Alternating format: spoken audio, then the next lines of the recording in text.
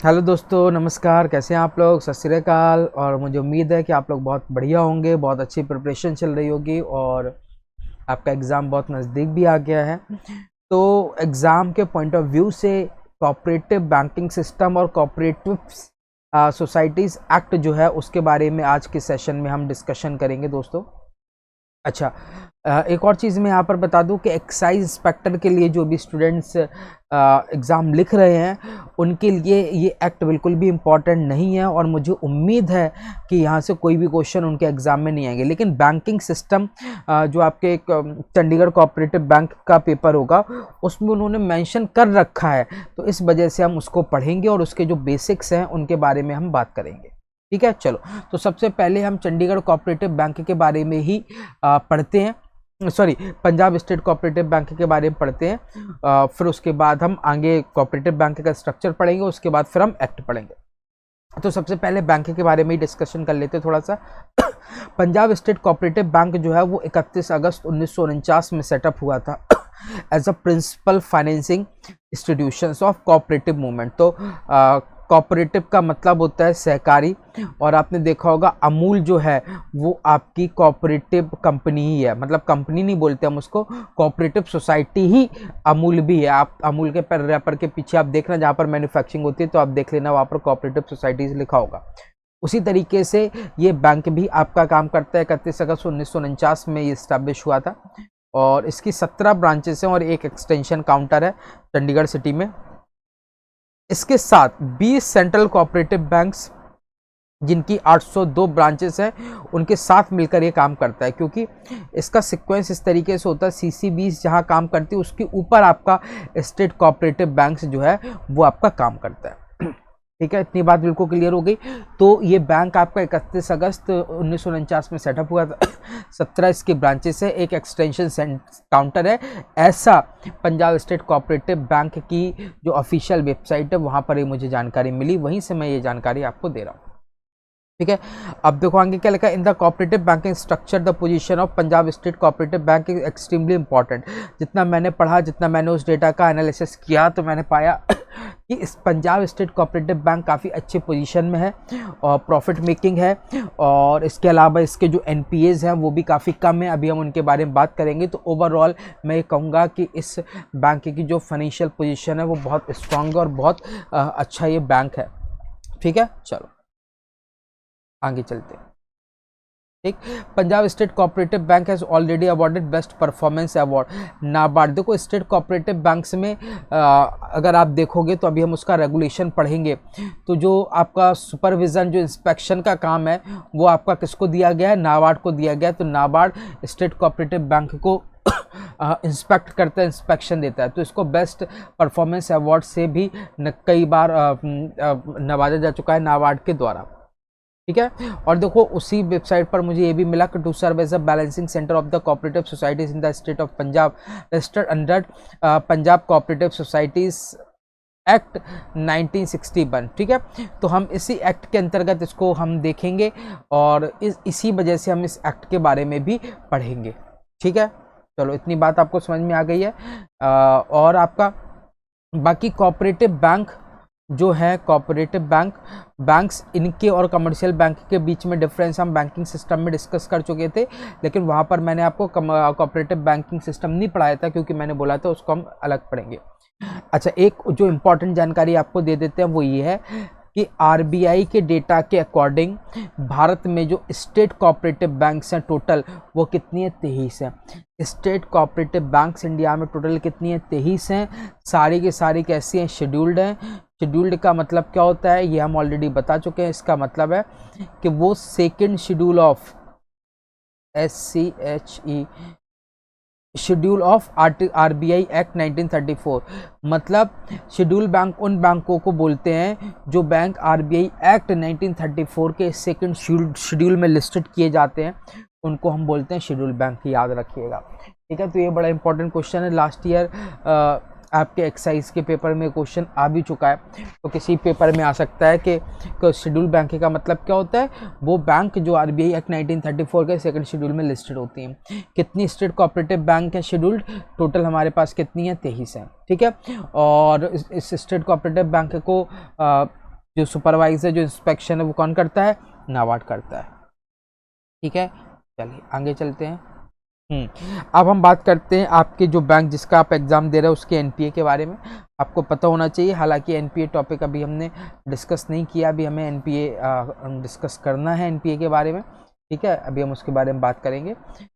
NPA का मतलब होता है non performing assets, non performing assets. ठीक है, तो देखो एनपीए, ये देखो the NPA of the bank has reduced from 1.12% to 1.0। अरे बहुत कम है, ये तो बहुत मतलब अच्छा बैंक माना जाता है। नहीं तो बैंकों के अच्छे बैंकों के 3%, 4%, 5% और 17% 26% ऐसे होते हैं। तो और नेट NPA जो है वो बैंक का नील है, बहुत ही बेस्ट मतलब इसको माना जाता है जिस बैंक के नेट NPA आपके कैसे हो, 0 हो। इसका मतलब है 100 रुपये का लोन जो बैंक ने दिया है, 100 रुपये का लोन जो बैंक में दिया है, केवल 1 रुपये ऐसा है जो आपका क्या है, जो बैड डेट में आता है। ठीक है, वो आपका क्या होता है, बैड डेट में आता है। ठीक है, वो आपका क्या होता है, बैड डेट में आता है।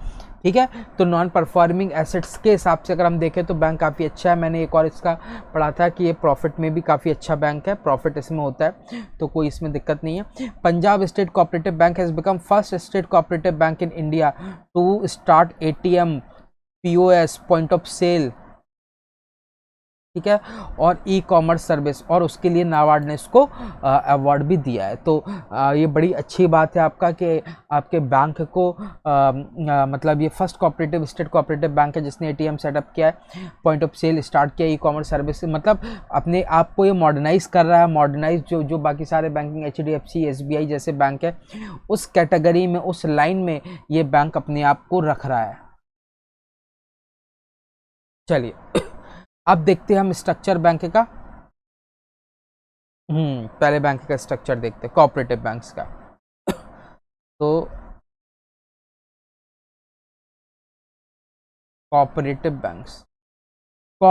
बैंक्स को हम 2 कैटेगरी में बांटते हैं, अर्बन कोऑपरेटिव्स और रूरल कोऑपरेटिव्स। ठीक है, पहली कैटेगरी अर्बन कोऑपरेटिव और दूसरी रूरल कोऑपरेटिव। ये परसेंटेज लिखा है, मतलब नंबर, बैंकों के नंबर से मतलब नहीं, हमें ये देखना है कि टोटल जो एसेट्स है, टोटल जो कैश फ्लो है, उसमें कितना परसेंट रूरल में आता है, कितना अर्बन में आता है। ठीक है, अब अर्बन में,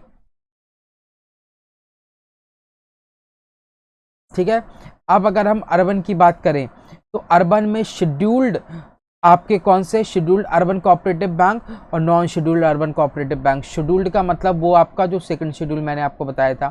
ठीक है, ये तो अर्बन एरियाज में होगा, जैसे आपने देखा PMC बैंक वगैरह हो गए। ठीक है, फिर इसके बाद रूरल एरियाज में आप देखो सबसे पहले क्या होता है, ये आता है आपके एग्रीकल्चर क्रेडिट सोसाइटीज आते हैं, एग्रीकल्चर क्रेडिट सोसाइटीज। फिर उसके ऊपर आपका क्या आता है, डिस्ट्रिक्ट सेंट्रल कोऑपरेटिव बैंक्स आते हैं, डिस्ट्रिक्ट सेंट्रल कोऑपरेटिव बैंक्स आते हैं। फिर उसके ऊपर आपके क्या आते हैं, स्टेट कोऑपरेटिव बैंक्स आते हैं। समझ में आ रहा है ना। तो अर्बन हो गए, रूरल हो गए, अर्बन में आपका क्या हो गए, अर्बन कोऑपरेटिव बैंक्स हो गए। ठीक है, और आपका नॉन शेड्यूल्ड और शेड्यूल्ड हो गए। फिर इसके बाद यहाँ पर स्टेट कोऑपरेटिव बैंक्स हो गए, डिस्ट्रिक्ट सेंट्रल कोऑपरेटिव बैंक्स हो गए, और आपका ये एग्रीकल्चर क्रेडिट सोसाइटीज हो गए। हम ये वाले की बात कर रहे हैं, हमें ये वाला हमारा बैंक है। समझ में आ गया ना। तो इस तरीके के सीक्वेंस में रहते हैं, ये सबसे छोटे होते हैं, इनके मेंबर ये होते हैं, और ये मेंबर होते हैं किसके, स्टेट कमर्शियल बैंक्स के। ठीक है, चल अब हम बात करते हैं एक एक करके। देखो अच्छा, ये वो वाली बात लिखी, आपने सुना होगा कि कोऑपरेटिव बैंक्स का जो सुपरविजन है वो अब RBI के कंट्रोल में आएगा। देखो ऑल अर्बन, जितने भी अर्बन बैंक्स हैं शहरों में कोऑपरेटिव बैंक, और मल्टी स्टेट कोऑपरेटिव बैंक, जैसे पंजाब वाला, तो पंजाब में ऐसे और भी बैंक होते हैं जो आपके कहाँ पर है, दूसरी जगह पर है, वो सभी RBI के कंट्रोल में आएंगे। ये ऑर्डिनेंस सरकार ने पास कर दिया है। सभी अर्बन और multi state cooperative banks under the direct supervision of RBI। RBI को अगर कुछ भी गड़बड़ लगता है तो वो क्या करेगा, रजिस्ट्रार को बताता है, रजिस्ट्रार को बोलता है, और उसके बाद उसके ऊपर सैंक्शंस लगाए जाते हैं। तो रजिस्ट्रार को बोलता है कि भाई इस बैंक में गड़बड़ी चल रहा है। रजिस्ट्रार कौन होता है? जहां पर बैंक आपके जिस एक्ट में, सोसाइटीज एक्ट में रजिस्टर्ड होते हैं, उसको हेड माना जाता है। कौन? किसको? रजिस्ट्रार को। वो सारे काम हैंडल करता है, ठीक है। The decision comes after several. आपने देखा होगा कि Punjab and Maharashtra cooperative banks में बहुत सारे जो आपके फाइनेंशियल फ्रॉड देखने को मिले, इरेगुलरिटीज़ देखने को मिली, उसको देखते हुए कि जो लोगों का पैसा है, लोगों को परेशानी बहुत उठानी पड़ रही है, सैंक्शंस आरबीआई ने लगा दिए हैं, लोग अपना पैसा निकाल नहीं पा रहे हैं और बहुत डिफ़िकल्टी का सामना कर रहे हैं। इस वजह से सरकार ने डिसाइड किया कि हमें ये सारे बैंक किसके अंडर में लाने होंगे? आरबीआई। तो उन्होंने डिसाइड किया कि सभी अर्बन और मल्टी स्टेट कोऑपरेटिव बैंक्स जो हैं वो आरबीआई के डायरेक्ट सुपरविजन में आपके आएंगे। तो याद रखना बहुत इम्पॉर्टेंट पॉइंट है। और इसी के साथ आपने देखा होगा कि सरकार ने मिनिस्ट्री भी लॉन्च कर दी इसकी, तो मिनिस्ट्री ऑफ कोऑपरेशंस, अगर आपने देखा हो, और जिसके हेड आपके कौन है? अमित शाह जी हैं, ठीक है। तो मिनिस्ट्री ऑफ सहकारिता मंत्रालय किसके अंदर में आता है? अमित शाह। तो ऐसे बहुत सारे सोसाइटीज़ हैं, कोऑपरेटिव सोसाइटीज़ हैं, वो बैंक की भी हैं, वो आपके एग्रीकल्चर में भी हैं, वो बहुत जगह पर है, ठीक है। वो सब आपके क्या होंगे? मिनिस्ट्री ऑफ कॉर्पोरेशन के अंतर्गत आएंगे, ठीक है। चलो, तो देखो इसमें क्या लिखा है, ये वाला पॉइंट बड़ा इंपॉर्टेंट है। RBI had no power to drew up an enforceable scheme of reconstruction of cooperative bank. मतलब कोऑपरेटिव बैंक के रिकंस्ट्रक्शन के लिए, वो सही तरीके से चले, उसको रिवाइव करने के लिए कोई एनफोर्सेबल स्कीम का पावर आरबीआई के पास नहीं था, ठीक है, जिसकी वजह से बहुत सारी प्रॉब्लम होती थी। लेकिन अब इसके बाद से ऐसा नहीं होगा, अब आरबीआई के कंट्रोल में सारी चीजें आएंगी, ठीक है। अब देखो क्या होता है कि जब बैंकों में, जैसे पीएमसी बैंक में हमने देखा कि इतनी सारी चीज़ें हो गई, फाइनेंशियल फ्रॉड हो गए, उससे सबसे ज़्यादा रिस्क आम आदमी को होता है, डिपॉजिटर्स को होगा, जिसने अपना पैसा जमा कर रखा है, ठीक है। तो ये डिपॉजिटर्स जो आपके आम आदमी, उनके प्रोटेक्शन के लिए इसको लेके आए, ठीक है। और 1882 अर्बन कोऑपरेटिव बैंक्स और 58 multi state cooperative banks India में है, और जिसमें डिपॉजिटर बेस 8.6 करोड़ आपके अकाउंट होल्डर हैं, सोचो आप, और उनके अकाउंट में 4.84 लाख करोड़ का अमाउंट है। तो ये बहुत बड़ा अमाउंट है, ह्यूज अमाउंट है, इसलिए ज़रूरी है कि ये सही तरीके से आपके क्या हो, कंट्रोल किए जाए, ठीक है। तो आपको याद रखना है कि ये कहाँ पर रजिस्टर्ड होते हैं? स्टेट। आपसे एग्जाम में क्वेश्चन आ सकता है कि स्टेट, जिस स्टेट का बैंक है उस स्टेट के कोऑपरेटिव सोसाइटीज़ एक्ट में रजिस्टर्ड किए जाएंगे, या फिर अगर वो बैंक मल्टी स्टेट है तो multi state cooperative societies act 2002 में। तो देखो, अगर एक बैंक है, मैं मान लो पंजाब में है, तो पंजाब का सोसाइटीज़ एक्ट जो होगा उसमें रजिस्टर्ड होगा। लेकिन बैंक एक ऐसा है कि जो पंजाब में भी है, हरियाणा में भी है, महाराष्ट्र में भी है, तो फिर वो multi state cooperative societies act 2002 से कंट्रोल होगा। ये बात आपको याद रखनी है, ठीक है। अब ये तो हो गया इनका मैनेजमेंट कंट्रोल करने का तरीका, ठीक है, उस कोऑपरेटिव सोसाइटी को मैनेज करने का। लेकिन एक बैंक है तो इसके फंक्शंस बैंक की तरह कैसे कंट्रोल होंगे, उसके लिए बैंकिंग रेगुलेशन एक्ट 1949 चलता है और banking law cooperative societies act 1955 चलता है। ये बात आपको याद रखनी है, ठीक है। तो बैंकिंग रेगुलेशन एक्ट 1949 और banking law cooperative societies act 1955। Clear? चलो आगे चलते हैं। तो ये सारे पॉइंट्स आपको याद रखने हैं, यही पॉइंट्स आपके एग्जाम पूछे जाते हैं। आई थिंक वो पीछे निकल गया है जो हम बात कर रहे थे, नहीं, हाँ यहाँ से, ठीक है। तो देखो, rural cooperative credit system, simply एक रूरल हो गया, एक अर्बन हो गया। रूरल में एक आपका हो गया primary agriculture credit societies, village level पर हो गया। डिस्ट्रिक्ट लेवल पर क्या हो गया? सेंट्रल कोऑपरेटिव बैंक्स हो गए, central cooperative banks district level पर, आपके आसपास भी होंगे जिला सहकारी बैंक डिस्ट्रिक्ट लेवल पे, और आपके क्या होगा? स्टेट कोऑपरेटिव बैंक हो गए, स्टेट लेवल पर हो गए, ठीक है। अब जो आपके प्राइमरी एग्रीकल्चर क्रेडिट सोसाइटीज हैं, ये बैंकिंग रेगुलेशन एक्ट 1949 में नहीं आते हैं। इसका मतलब है ये पूरी तरीके से आरबीआई के कंट्रोल से बाहर है, ठीक है।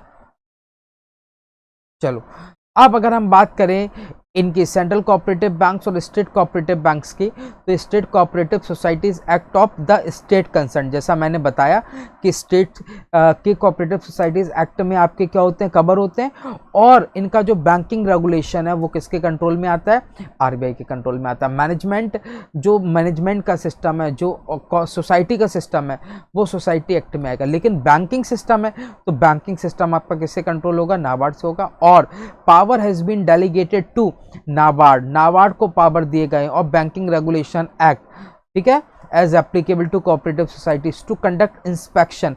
तो स्टेट और सेंट्रल कोऑपरेटिव बैंक्स में जो इंस्पेक्शन है, क्या है, इंस्पेक्शन है, याद रखना आप, इंस्पेक्शन की रिस्पॉन्सिबिलिटी किसको दी गई है, नाबार्ड को दी गई है, याद रखिएगा, ठीक है। मल्टी स्टेट कोऑपरेटिव एक्ट कब आया था, 2002 में आया था, ये भी याद रखिएगा, ठीक है। ये क्वेश्चन है जो आपके सीधे सीधे एग्जाम में बनेंगे, ठीक है। अब बात आती है आपकी क्या, अर्बन कोऑपरेटिव बैंक्स। तो अर्बन कोऑपरेटिव बैंक्स, जिसको हम प्राइमरी कोऑपरेटिव बैंक्स के नाम से भी जानते हैं, ये अर्बन और सेमी अर्बन एरियाज के जो आपके कस्टमर्स होते हैं उनको सर्व करते हैं। तो जैसा पीछे हमने देखा है वैसा यहाँ पर भी है, ये भी स्टेट कोऑपरेटिव सोसाइटीज एक्ट में रजिस्टर्ड है। और अगर मल्टी स्टेट है तो आपके multi state cooperative societies act 2002 में आपके लिस्ट किए जाते हैं, मतलब रेगुलेट किए जाते हैं, ठीक है। चलो ठीक, तो ये आपका कोऑपरेटिव बैंकिंग सिस्टम जो था आपका, वो एक बार फिर से हम देख लेते हैं। तो अभी हमने क्या देखा, रूरल देखा, और हमने आपका क्या देखा, अर्बन देखा। और रूरल में हमने 3 देखे, ठीक है। PACS, primary agriculture credit societies, ये आरबीआई के बिल्कुल भी कंट्रोल में नहीं आता है किसी भी तरीके से। और ये आपका क्या होता है, central cooperative banks, district cooperative banks जिसको हम बोलते हैं, ठीक है।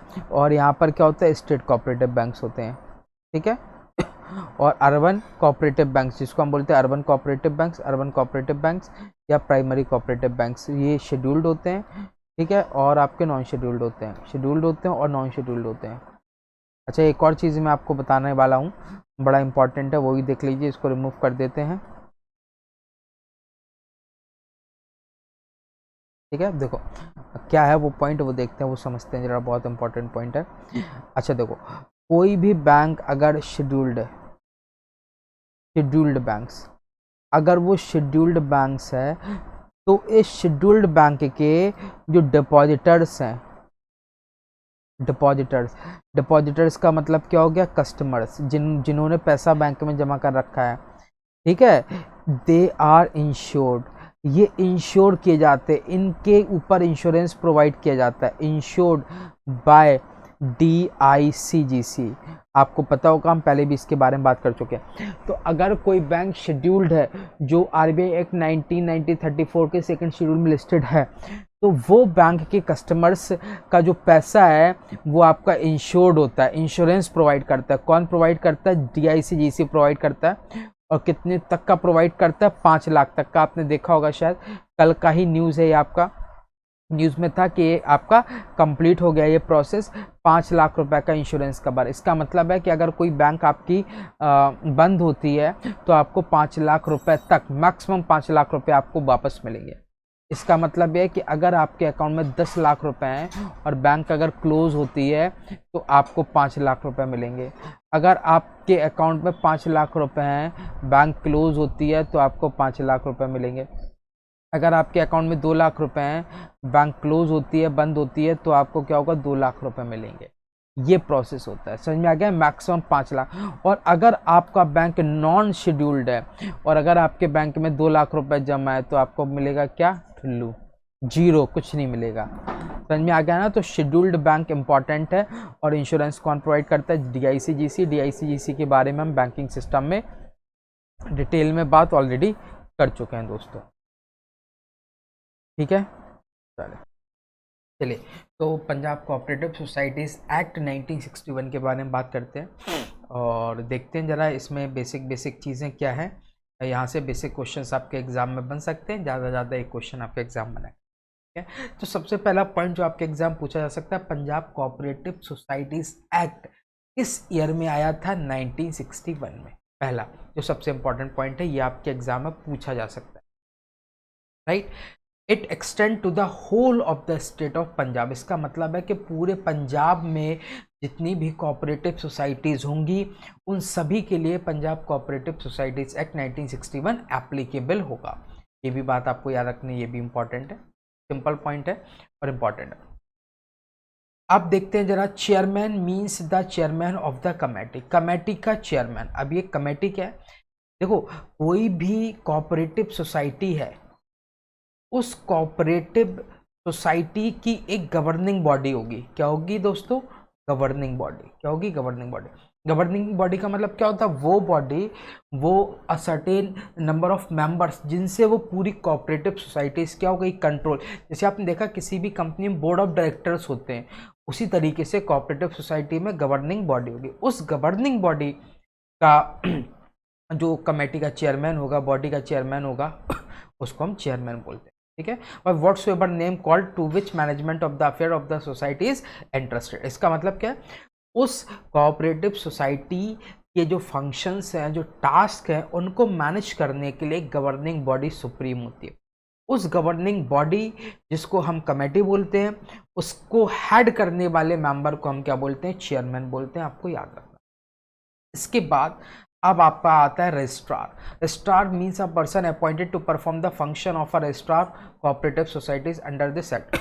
तो उस कोऑपरेटिव सोसाइटी का एक रजिस्ट्रार। रजिस्ट्रार का मतलब क्या होगा? कि जो भी आप देखते हैं सोसाइटी से रिलेटेड जितने भी फंक्शंस होते हैं, जो जितने भी ऑफिशियल वर्क होते हैं, जैसे आपको रजिस्ट्रेशन कराने जाना है अपनी सोसाइटी का, वो सारे काम कौन मैनेज करता है? रजिस्ट्रार मैनेज करता है, राइट। अब देखते हैं restriction on registration. No society other than society of which a member is a cooperative society shall be registered under this act। इसका मतलब होगा कोई भी सोसाइटी आपका जिसके मेंबर कोऑपरेटिव सोसाइटीज होंगे, ठीक है, वो societies of which a member is cooperative society. कोई भी ऐसे सोसाइटी जिसका मेंबर कोऑपरेटिव सोसाइटी नहीं है, वो इस एक्ट में रजिस्टर्ड नहीं होंगे। ठीक है। मतलब इसका मतलब क्या? कोऑपरेटिव सोसाइटी मेंबर होना चाहिए, तभी आपका रजिस्ट्रेशन होगा। और इसमें 10 इंडिविजुअल्स, ये बड़ा इंपॉर्टेंट पॉइंट है आपका। सोसाइटी में कम से कम कितने इंडिविजुअल्स होने चाहिए? 10 होने चाहिए, और उनकी एज 18 ईयर्स प्लस होनी चाहिए। ये पॉइंट बड़ा इंपॉर्टेंट है। अगर आपसे एक क्वेश्चन आपके एग्जाम में पूछा जाएगा, पूछा जाने के चांसेस हैं एक, वो आपका यही हो सकता है। ठीक है। तो मेंबर कितने होने चाहिए? कम से कम 10, और उनकी एज कितनी होनी चाहिए? 18 plus. Restriction of holding of shares. No member other than government. इसका मतलब क्या? गवर्नमेंट के अलावा, सरकारी कंपनी के अलावा, और एक और दूसरी कोई कोऑपरेटिव सोसाइटीज के अलावा कोई और उस कंपनी में शेयर्स को होल्ड नहीं कर सकता है। और अगर करता भी है तो वो शेयर कैपिटल का 1/10 से ज्यादा नहीं हो सकता।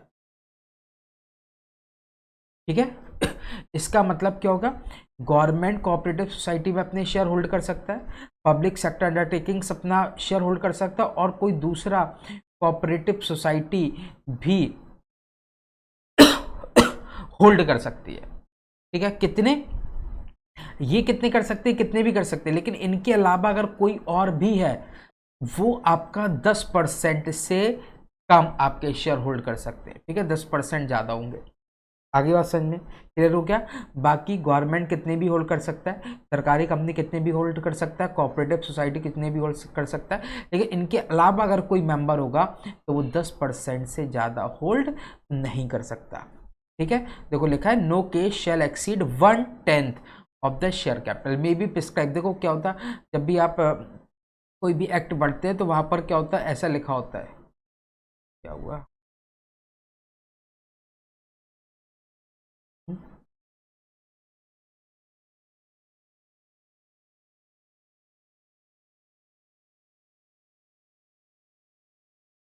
पेन को।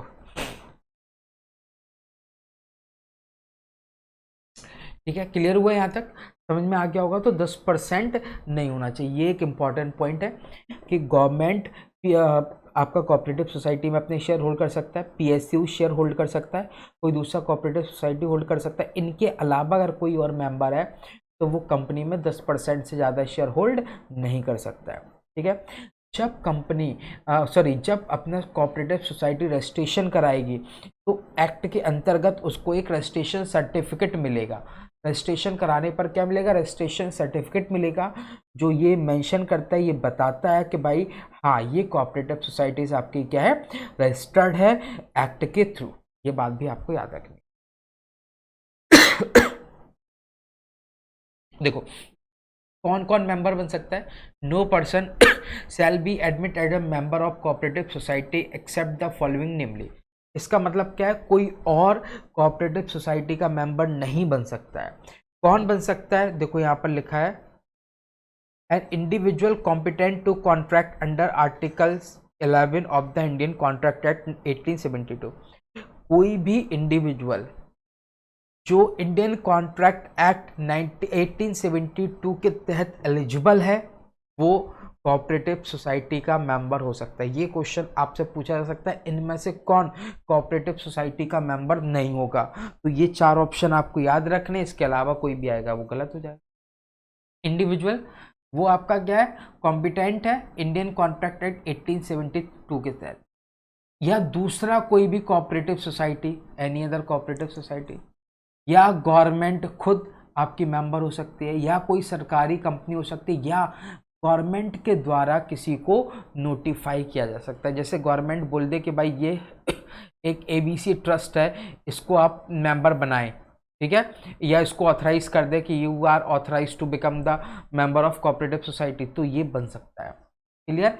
इंडिविजुअल जो इंडियन कॉन्ट्रैक्ट एक्ट 1872 के तहत एलिजिबल हो, और कोई और कोऑपरेटिव सोसाइटी, गवर्नमेंट, सरकारी कंपनी, या फिर गवर्नमेंट के द्वारा ऑथराइज। क्लियर? आई होप इतनी बात समझ में आ गई। वोट ऑफ द मेंबर, अब देखो सभी को पता है जब कोई भी डिसीजन लिया जाता है कहीं पर भी किसी भी कंपनी में, तो वहां पर क्या होता है? वोटिंग राइट्स होते हैं। तो इसमें क्या है? हर मेंबर का कोऑपरेटिव सोसाइटी में एक वोट होता है, याद रखिए। Each member of cooperative society shall have one vote in the affairs of the society. Right? और देखो क्या लिखा है? Final authority. जैसा मैंने आपको पहले मेंशन किया था कि फाइनल अथॉरिटी किसके पास है? General body. रिमेंबर ना, मैंने बोला था कि जो गवर्निंग बॉडी है, जो गवर्निंग बॉडी है उसके पास आपका क्या है? फाइनल अथॉरिटी है। और उस गवर्निंग बॉडी का क्या होता है? एक हेड होता है जिसको हम क्या बोलते हैं? चेयरमैन बोलते हैं। ये बात आपको याद रखनी। एनुअल जनरल मीटिंग, एनुअल इसका फुल फॉर्म कई बार एग्जाम पूछा जा चुका है, एजीएम का। एनुअल जनरल मीटिंग नाम से ही पता चल रहा है, एक जनरल मीटिंग होती है, एनुअली होती है, एक साल में एक बार होती है, इसमें कंपनी अपने कंपनी का परफॉर्मेंस, अपने कंपनी का प्लान, ये सारी चीज़ें शेयर करता है।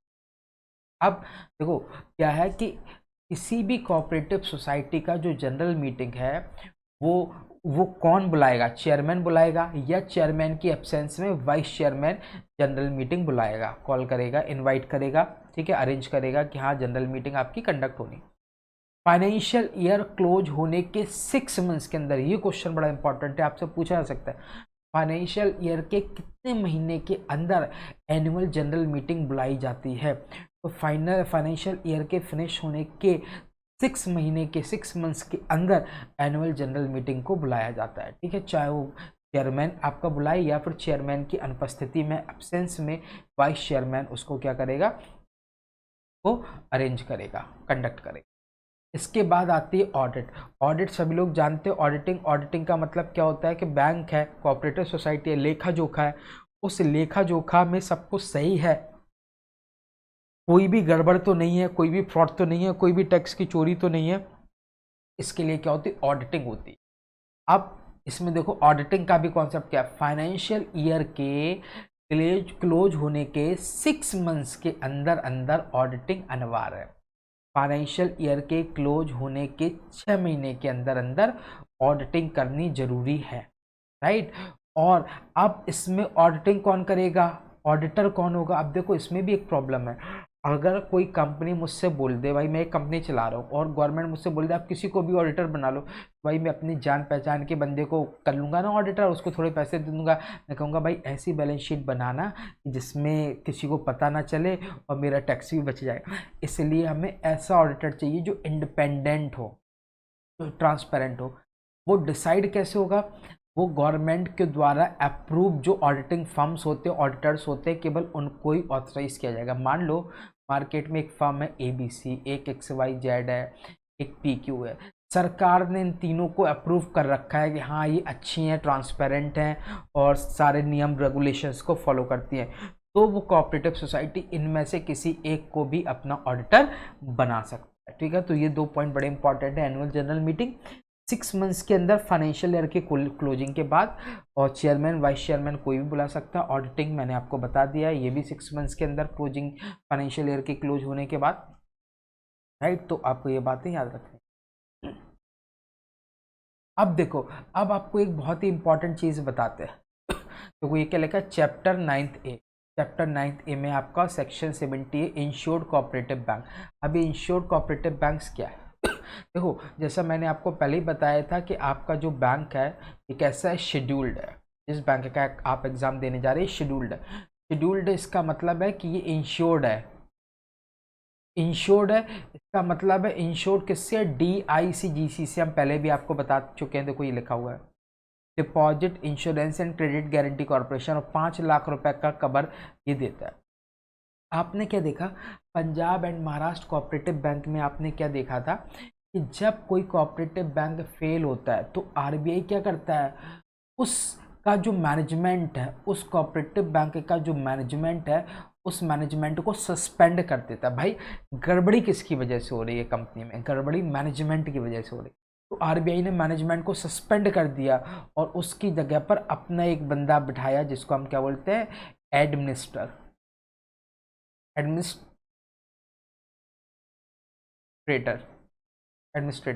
ठीक है, एक एडमिनिस्ट्रेटर बिठाया अपना, मतलब अपना बंदा बिठाया कि भाई अब ये मैनेज करेगा, और अगर ज़रूरत पड़ी तो क्या करेंगे, उसके ऊपर सैंक्शंस लगा देंगे। जैसे आपने देखा ना, पंजाब एंड महाराष्ट्र बैंक के ऊपर सैंक्शंस लगा दिए कि इतना पैसा ही निकाल सकते हो, इतने दिन तक पैसा आप नहीं निकाल सकते हो, ये सैंक्शंस होते हैं। और अगर ज़रूरत पड़ी तो कोई भी स्कीम लेके आएंगे कि उसको किसी दूसरे बैंक के साथ अमालगमेट करेंगे या कोई दूसरा बैंक उसका टेक ओवर करे।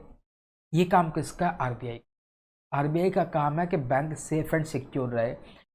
इसको एक और दूसरे प्लेन पेपर पे देख लेते हैं, क्या है हमारे पास।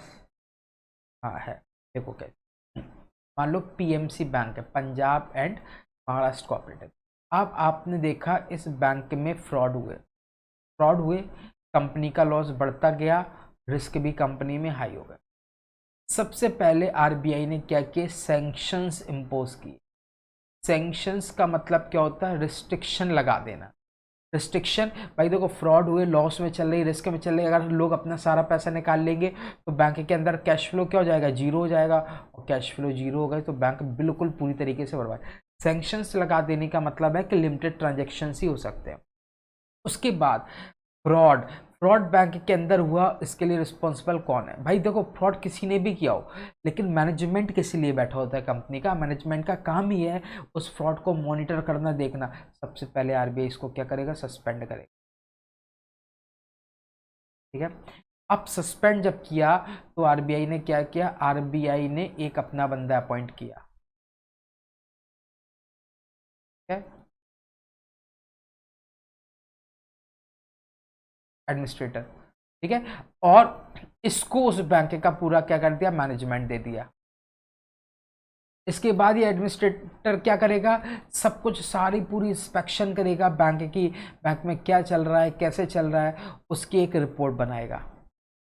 उस रिपोर्ट में क्लियर कट पता चल जाएगा कि बैंक रिवाइव होगा या फिर उसको किसी के साथ अमलगमेट करना पड़ेगा या फिर इसको सेल करना पड़ेगा। फिर RBI देखेगा क्या करना पड़ेगा, फिर उसके बाद RBI इम्प्लीमेंट करेगा। इस तरीके से बैंकों को क्या किया जाएगा, इस तरीके से बैंकों को बचाया जाता है। ठीक है, बिल्कुल डूबने से, और कस्टमर के पैसे भी क्या हो, बच सके, इसके लिए ये सारा काम किया जाता है। और अगर बैंक फेल होता है तो फिर उसका इंश्योरेंस, अगर वो बैंक शेड्यूल है तो उसका इंश्योरेंस कौन करेगा, DICGC। हर एक कस्टमर, हर एक बैंक में जो कस्टमर होगा उसके ऊपर मैक्सिमम, हर एक कस्टमर का अकाउंट होगा तो अकाउंट के ऊपर 5 लाख रुपए का मैक्सिमम इंश्योरेंस होता है। मैक्सिमम का मतलब क्या है, अगर बैंक में आपके 1 लाख रुपए डिपॉजिट है, बैंक फेल हो गया तो आपको 1 लाख मिलेंगे। 5 लाख है तो 5 लाख मिलेंगे, 50 लाख है तो भी 5 लाख मिलेंगे। ये सारा काम आपका क्या हो गया, बैंक के द्वारा किया जाता है। तो यही सारी चीज़ें इस पर्टिकुलर चैप्टर 9th ए में लिखा है, इंश्योर्ड कोऑपरेटिव बैंक। आप अगर देखो ऊपर क्या लिखा, order for winding up, bank bind हो रही, रिकंस्ट्रक्ट हो रही, उस सप्रेशन हो रहा है उसकी कमेटी का। कमेटी क्या है, जो गवर्निंग काउंसिल है गवर्निंग आपकी कमेटी उसको, ठीक है। तो ये सारी चीज़ें आपकी लिखी हैं। तो ये सब काम क्या होता है, देखो क्या लिखा है, अब मैं पढ़ लेता हूँ तो आपको और क्लियर हो जाएगा। If so required by the RBI in the public interest or for preventing the affairs of the bank being conducted in the manner detrimental to the interest of the depositor मतलब अगर bank में कोई भी चीज़ ऐसी चल रही है जो डिपॉजिटर्स का जो इंटरेस्ट है, जो लोगों का पैसा उसके लिए डेट्रीमेंटल है, घातक है, उस केस में क्या होगा, उस केस में आरबीआई क्या करेगा, उस बैंक के अफेयर्स को रोक देगा, ठीक है। इंटरेस्ट ऑफ द और securing proper order shall be made by registrar for suppression of the committee of the bank तो बैंक की जो कमेटी है उसका क्या करेगा, सप्रेशन किया जाएगा और उसकी जगह पर एक एडमिनिस्ट्रेटर अपॉइंट किया जाएगा फॉर सच पीरियड 5 साल तक के लिए। मैक्सिमम कितने साल तक के लिए एडमिनिस्ट्रेटर बनाया जा सकता है, ये पॉइंट अच्छा है। एक कोऑपरेटिव बैंक में कोई गड़बड़ चल रहा है, फ्रॉड चल रहा है, तो उस बैंक के मैनेजमेंट को सस्पेंड करने के बाद आरबीआई एक एडमिनिस्ट्रेटर बनाएगा और वो मैक्सिमम 5 साल तक के लिए होगा, ठीक है। और as may from time to time by specified by the RBI, इसका मतलब क्या है, जनरली 5 साल के लिए, बट टाइम टू टाइम भी चेंज भी हो सकता है। मान लो 2 साल बाद क्या होगा, आरबीआई इस 5 साल को चेंज करके बोलते भाई अब हम 3 साल तक के लिए, तो वो 3 साल, ठीक है। ये सब और इसके बाद फिर आपका क्या होगा, इसको हटा लिया जाएगा, इसकी जगह फिर से मैनेजमेंट आपका इंस्टॉल कर दिया जाएगा। अगर बैंक सही तरीके से काम नहीं कर रहा है तो उसको सेल कर दिया जाएगा या किसी के साथ मर्ज कर दिया जाएगा। ये सारी चीज़ें इस एक्ट में, तो मेरे हिसाब से एक्ट में जो इम्पोर्टेंट था वो मैंने बता दिया है। ज़्यादा से ज़्यादा एक क्वेश्चन एग्जाम में पूछे जाने के चांसेस हैं, और अगर पूछे जाने के चांसेस हैं तो इनमें से कोई भी एक क्वेश्चन आपके एग्जाम में पूछा जा सकता है।